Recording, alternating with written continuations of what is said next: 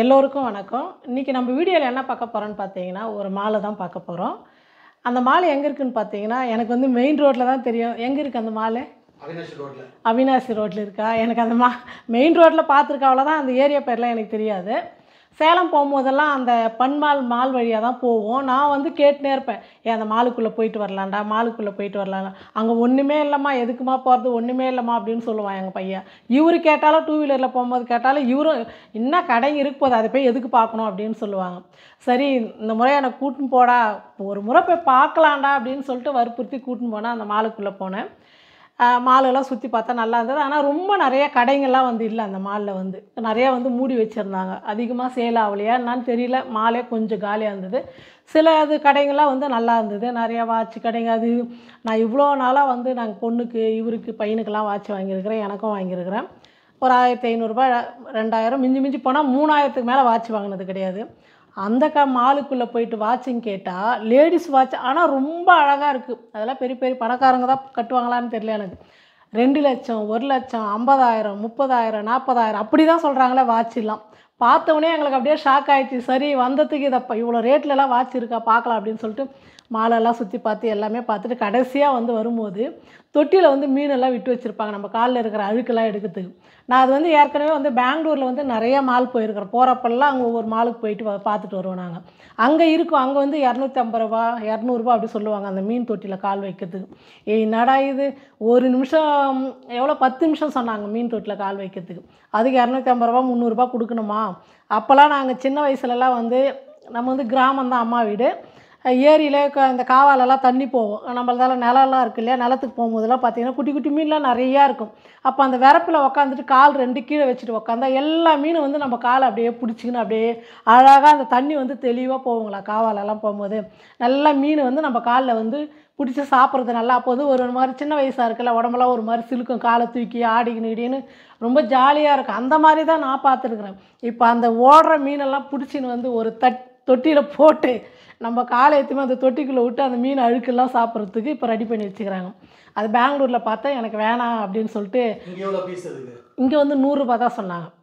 சரிம்மா, பிரியா என்ன சொல்லிச்சு தெரியுமா, பிரியா தான் உட்கார வச்சுதான் என்ன. பெங்களூர்லலாம் உட்காரனா வேணாம், அவங்களுக்கெல்லாம் பயம். இங்கே பையனுக்கு, வீட்டுக்காருக்கு, பொண்ணுக்கு எல்லாமே இந்த மீன், இந்த கரப்பாம்பூச்சி, பல்லி இதெல்லாம் பார்த்தானா ரொம்ப பயம் அவங்களுக்கு.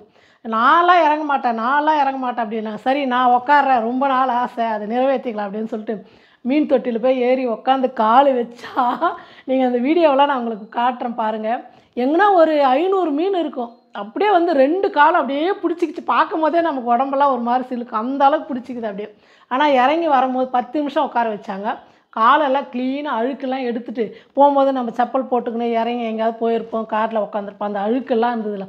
எல்லாமே அழகாக சாப்பிட்டு காலே வெள்ளையாக இருந்தது.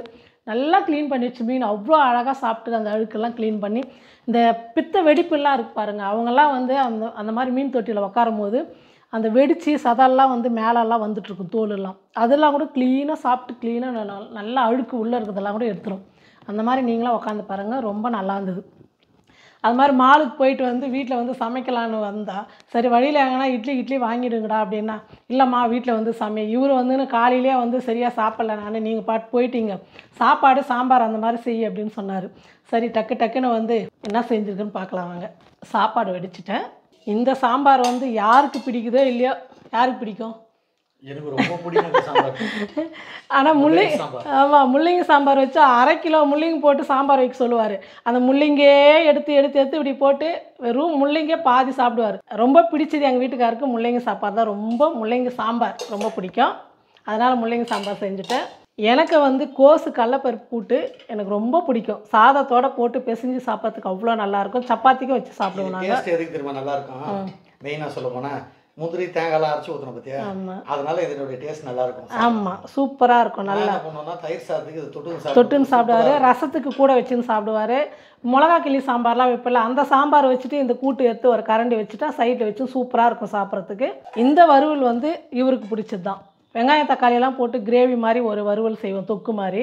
ஆனால் அது வந்து ரொம்ப விரும்பி சாப்பிட மாட்டார். இந்த மாதிரின்னா பாதி இவரே சாப்பிடுவார். ஆமாம், இங்கே வந்து சேனக்கிழங்குன்னு சொல்கிறாங்க, சேனக்கிழங்குன்னு சொல்கிறாங்க, எது வேணால் நம்ம சொல்லிக்கலாம். இந்த கிழங்கு வந்து இவருக்கு ரொம்ப பிடிக்கும். நான் இந்த இந்த கிண்ணம் ஃபுல்லாக வறுத்தேன். நான் 1/2 கிலோ சேனக்கிழங்கு எடுத்துகிட்டு வந்து தோல் எடுத்துகிட்டு இந்த கிண்ணம் ஃபுல்லாக வறுத்தேன். இந்த சேனக்கிழங்கு வறுவல் வந்து இவருக்கு ரொம்ப பிடிக்கும். நான் வறுக்கும் போதே உப்பு இருக்குதா பாருங்க, மிளகாத்தூள் கரெக்டாக காரம் இருக்கா பாருன்னு சொல்லிட்டு எடுத்து காடமா நல்லா இருக்குதுன்னு சொல்லிட்டு இப்போ பாதி தான் இருக்குது இந்த கிண்ணத்தில். இது ஃபுல்லாக வறுத்தேன். பாதி சாப்பிட்டார், போயின்னு வந்துனே எடுத்து சாப்பிட்டார். ரொம்ப பிடிக்கும் அவருக்கு. சும்மாவே சாப்பிட்ருவோம் நாங்கள். அந்தளவுக்கு காரசாரமாக சூப்பராக இருக்கும்.